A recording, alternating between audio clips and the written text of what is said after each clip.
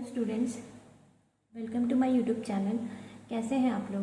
I hope बढ़िया हो, पढ़ाई अच्छी चल रही हो। आज हम लोग हाइपर कॉन्जुगेशन पढ़ते हैं।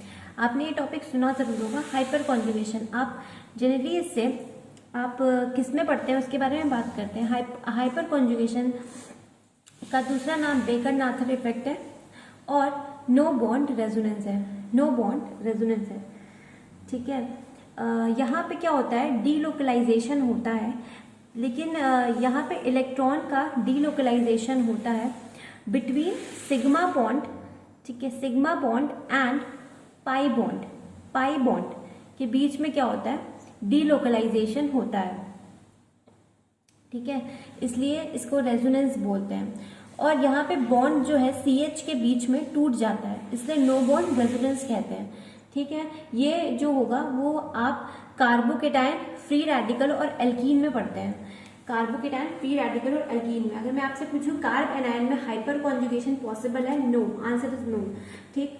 अब आते हैं कार्बोकेटायन पे।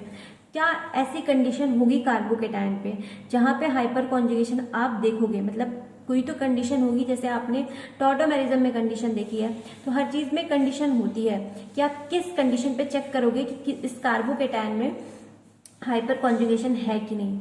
तो सबसे पहले हम देखेंगे अल्फा कार्बन जो होगा वो sp3 हाइब्रिडाइज होना चाहिए। अल्फा क्या होगा बेटा, जो कार्बोकेटायन लगा हुआ है इसके बगल वाला कार्बन ही क्या कहलाएगा, अल्फा। जैसे इसको हम क्या बोल देंगे, अल्फा कार्बन, ठीक, अल्फा कार्बन। अब इससे लगा हुआ हाइड्रोजन क्या कहलाता है, अल्फा हाइड्रोजन। तो दो कंडीशन है, अल्फा कार्बन sp3 हाइब्रिडाइज होना चाहिए और अल्फा हाइड्रोजन जो होगा वो भी प्रेजेंट होना चाहिए। तो आप बताइए, ये जो है अल्फा कार्बन, ये sp3 हाइब्रिडाइज है, हाँ, कोई भी डबल बॉन्ड या फिर ट्रिपल बॉन्ड से ऑक्यूपाइड है नहीं, और 4 के 4 सिग्मा बॉन्ड है, ठीक है, चारों, ये 2 H और ये बॉन्ड क्या है, सिग्मा है, तो 4 सिग्मा बॉन्ड है, तो क्या होगी इसके हाइब्रिडाइजेशन, sp3। और क्या इस पे हाइड्रोजन प्रेजेंट है, तो 2 अल्फा हाइड्रोजन प्रेजेंट है, ठीक है, 2 अल्फा हाइड्रोजन प्रेजेंट है। अब आते हैं फ्री रेडिकल पे। तो सारी कंडीशन, चाहे आप फ्री रेडिकल चाहे अल्कीन पे, आप देखिए अल्फा कार्बन sp3 हाइब्रिडाइज होना चाहिए और अल्फा हाइड्रोजन प्रेजेंट होना चाहिए। अगर मैं ये देख रही हूँ फ्री रेडिकल, इस कार्बन पे इसने क्या बनाया, ये रेडिकल है, ठीक है, तो इसके बगल वाला, इसके बगल वाला, इसके बगल वाला, तो इसके बगल में कितने हैं, 3 अल्फा है, ये भी अल्फा कहलाएगा क्योंकि इसी के बगल में है, ठीक है, और ये भी अल्फा कहलाएगा और ये भी अल्फा कहलाएगा, और इससे लगा हुआ हाइड्रोजन क्या कहलाएगा, अल्फा हाइड्रोजन। तो कितने अल्फा हाइड्रोजन है, तो इसमें 9 अल्फा हाइड्रोजन है, 9 अल्फा हाइड्रोजन है। अब ये मैं आगे चल के बताऊंगी कि अल्फा हाइड्रोजन हम क्यों निकाल रहे हैं, ठीक है।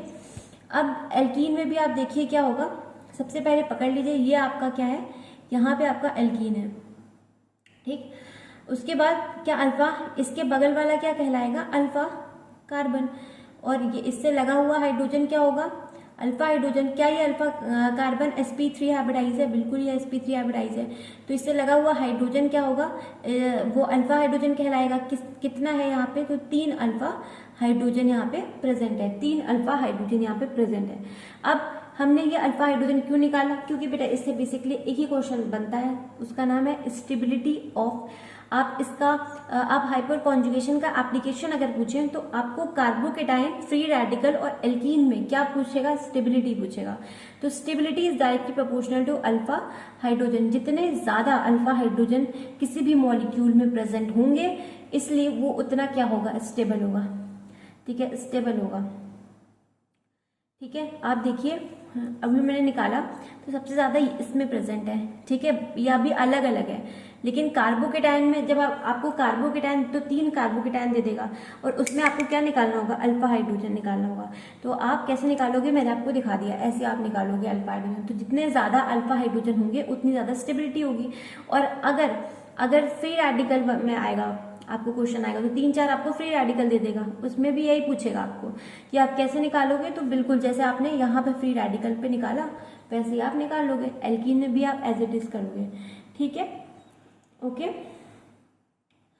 अब किसी को अगर वो देखनी है कि ये हो कैसे रहा है, ये प्रोसेस कैसे हो रहा है, तो हम कल के लेक्चर में इस पे बात करेंगे, थोड़ी सी इसकी एक्सप्लेनेशन करूंगी हाइपर कॉन्जुगेशन के बारे में, उसकी उसके बारे में देखूंगी कैसे बॉन्ड, कौन सा बॉन्ड टूट रहा है, कैसे बॉन्ड बन रहा है, सिग्मा और पाई के बीच में कैसे डीलोकलाइजेशन हो रही है इलेक्ट्रॉन की, ठीक है। तो वो वर्किंगली आपको मतलब वैसे समझा दूंगी, ठीक है। वैसे तो ये पूरा क्या है आपका क्वेश्चन है, ठीक है, इसी पे क्वेश्चन आएगा और कुछ नहीं, इसमें से कुछ नहीं बाहर आएगा, ठीक है। अगर आपको कोई पूछे कि कितने ज़्यादा हाइपर कॉन्जुगेशन स्ट्रक्चर बनेंगे, तो जितना ज़्यादा आपका क्या है अल्फा एच है उतना ज़्यादा बनेगा, ठीक है। लेकिन वो नहीं आएगा, सबसे इंपॉर्टेंट मोस्ट इंपॉर्टेंट तो ये स्टेबिलिटी का ही आएगा, ठीक है।